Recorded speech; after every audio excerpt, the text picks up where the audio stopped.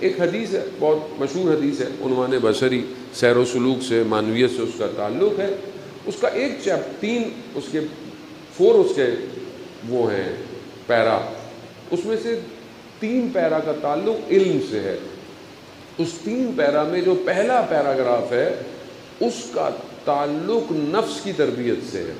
یہ 2-3 حصے میں آپ کی خدمت میں بیان کروں، بہرحال جتنی گفتگو ہو سکے. امام جعفر صادق علیہ الصلوۃ والسلام ارشاد فرماتے ہیں اللہم صلی علی محمد.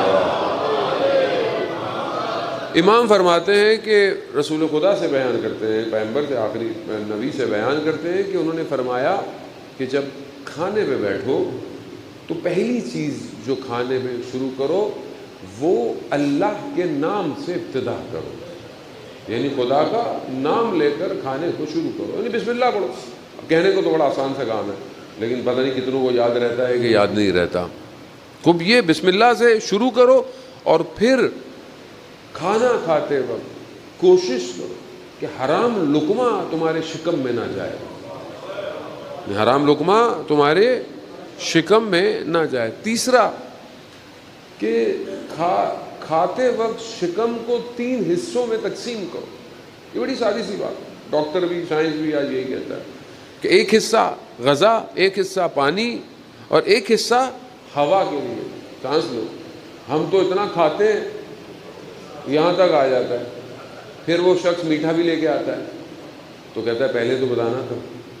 تو یہ جو پرخوری ہے عزادار محترم، یہ آج جو معاشرے میں نے وہاں بھی مجلس میں عرض کیا، آج جو معاشرے میں مشکلات ہیں، بے حیائی ہے، برائی ہے، یہ سب کا تعلق لقمے سے ہے، لقمے سے ہے. اگر آپ کنٹرول کرنا چاہتے ہیں اپنے بیہیویئرز اور ایٹیٹیوڈ کو تو you have to check what you are eating actually. کھا کیا رہے ہیں آپ؟ کیونکہ کھانا آپ کی کیفیت پہ اثر انداز ہوتا ہے. اسی اتنے آداب ہیں، وقت نہیں ہے بہرحال ان پورے آداب کو بولے مولانا صاحب کھانے کی مجلس ہو گئی ہے اور ہم تو ویسے ہی بہت کھاتے ہیں.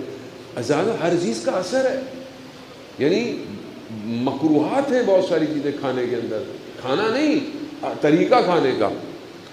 مولا علی فرماتے ہیں کہ جب بھوک لگے تب کھاؤ، اور جب بھوک نہ ہو کھانا چھوڑ دو. یہاں آپ کو 6 جگہ آپ کو دعوت میں بلایا جائے ایک ہی دن میں، آپ نے 6 جگہ کھانا ہے تو آپ کو بھوک نہیں بھی ہوگی، پھر بھی کیوں بیچارہ کیا ہو؟ بیچارہ کیا مطلب ہے؟ آپ اپنا ستیہ ناش کر رہے ہیں. صحت سے الگ، روحانی طور پہ الگ. عرفا کی زندگی کا مطالعہ کریں، بہت کنسائز تھے کھانے پینے میں، یعنی اگر یہ پینا ہے تو بس پینا ہے، نہیں پینا نہیں پینا. کیوں؟ کیونکہ وہ اپنے باطن کی طرف متوجہ ہے. ہمارے ایک بزرگ فرماتے تھے کہ اگر تمہارے شکم میں دنیا کی غلاظتیں ہوں گی تم پر عرش کے راز فشاں نہیں ہونے والے، نہیں ہونے والے. اب انسان اگر اپنی اس خوراک کو مینٹین کرے اور رات کو کھائے اور بہت زیادہ، ویسے بھی سائنس بھی کہتی ہے کہ آپ کم از کم سونے سے کچھ گھنٹے پہلے کھائیں، واک کریں، 40 قدم حد اقل چلا کریں. اب یہ سب صرف صحت کے لیے نہیں ہے، صحت کے لیے بھی ضروری ہے بٹ روح کے لیے بہت ضروری ہے. آج ہم سے اٹھا نہیں جائے فجر میں، اس کی وجہ کیا ہے؟ کیونکہ آپ پرخوری کر رہے ہیں، آپ لیٹ کھا رہے ہیں، روح پر وزن پڑ رہا ہے آپ کے لقمے کی وجہ سے. اور خاص طور پر خواہش کا لقمہ، خواہش کا لقمہ کسے کہتے ہیں؟ دسترخوان پہ آپ بیٹھے ہوئے اور ایک دسترخوان پر 2-4 کھانے پڑے ہوئے، ایک آپ کھا رہے ہیں اور دوسرے کی آپ کو خواہش ہے کہ یہ ختم ہو جائے تو یہ بھی لوں گا. یہ خواہش کا لقمہ آرزو پیدا کرتا ہے، اور جب یہ آرزو پیدا ہوتی ہے تو انسان پھر ان آرزوؤں کی تکمیل کے لیے گناہ کرتا ہے. تو سب کچھ یہیں پر ہے، سب یہیں پر ہے. جس نے اپنے شکم کو کنٹرول کر لیا اس نے اپنے نفس کو کنٹرول کر لیا. یعنی جس کو اتنا کنٹرول ہو جائے کہ نہیں ٹھیک ہے وہ مسئلہ نہیں، بھوکا ویسے بھی کوئی نہیں مرتا. کیوں کہا گیا ہے جوانوں کو خاص طور پہ؟ جب آپ اپنی شہوت کو کنٹرول نہ کر پائیں، لسٹ کو کنٹرول نہ کر پائیں تو آپ ہفتے میں 2 دن روزے رکھیں. کیوں کہا گیا؟ کیونکہ روزہ روح کی خوراک ہے. یعنی بھوکا جب رہیں گے اور وہ بھی خدا کے لیے رہیں گے، حلال سامنے پڑا ہے نہیں کھائیں گے تو حرام آٹومیٹکلی رک جائے گا۔ بھئی روزے میں کیا ہے؟ حلال پانی ہے، حلال کھانا ہے، سب آپ کا حلال ہے نا، لیکن نہیں کھا رہے، کیوں نہیں کھا رہے؟ وہ اللہ دیکھ رہا ہے۔ تو جب حلال کو روک سکتے ہیں، حرام تو آٹومیٹکلی رک جائے گا۔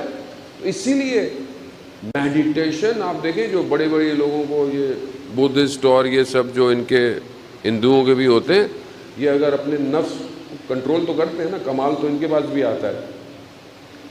میرے خیال میں آیت اللہ اصفہانی کی یا کس کی دور کا بات ہے، نجف کی بات ہے، یہ ملا حسین کلی ہمدانی کا دور ہے کہ بہرحال نجف کی بات ہے کہ کسی نے بتایا کہ ایک ہندو مرتاز آیا ہوا ہے اور وہ اس سے جو پوچھو بتا دیتا ہے، تو جس کے بارے میں پوچھو بتا دیتا ہے۔ اب ظاہر ہے دیکھیں، ایک آدمی اگر اپنے نفس کے اوپر کنٹرول کرے نا تو کرامات آ جاتی ہیں۔ It's not a big deal, کوئی بڑی ڈیل نہیں ہے انسان اگر کنٹرول کرے، لیکن بہرحال وہ ظاہری ہوتی ہے۔ تو یہ بھی ان کے پاس گئے، انہوں نے بولا میرے ذہن میں ایک شخص ہے، وہ کہاں ہے؟ اب اس نے اپنا شروع کیا، تھوڑی دیر بعد اس کا چہرہ سرخ ہونا شروع ہو گیا۔ کہا کیا ہو گیا؟ کہا میں جہاں بھی اس کے پیچھے جاتا ہوں وہ ایک شہر سے دوسرے شہر، ایک ملک سے دوسرے ملک چلا جاتا ہے۔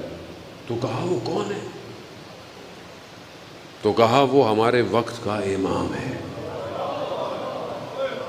یعنی بہرحال اس کے بعد اتنا تو تھا علم، لیکن بہرحال ظاہر ہے۔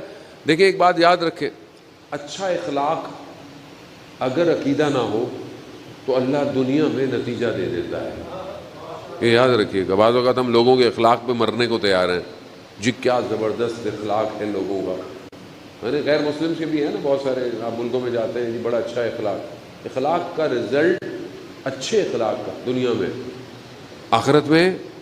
آخرت میں نتیجہ صرف اس کا ہے جو لا الہ الا اللہ کو مانتا ہے۔ یہ اپنے ذہن میں رکھیے گا۔ تو بہرحال یہ انسان اپنی، تو امام نے فرمایا کہ بہرحال اپنے شکم کے ذریعے سے اپنے نفس کی تربیت کرو، اور یہ بہت ضروری ہے۔ سنتوں کو ایڈ کریں اپنی زندگی کے اندر۔ عزت عالم محترم،